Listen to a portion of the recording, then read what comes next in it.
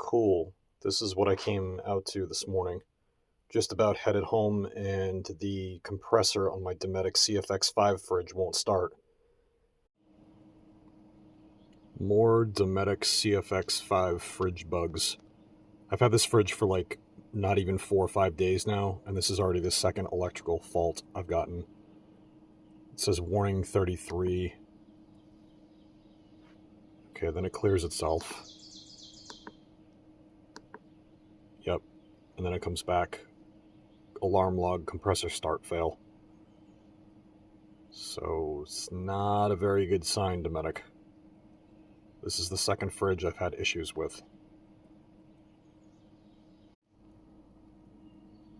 So the screen tells me that it's fine, but the app is telling me the compressor didn't start. So I don't know what to believe.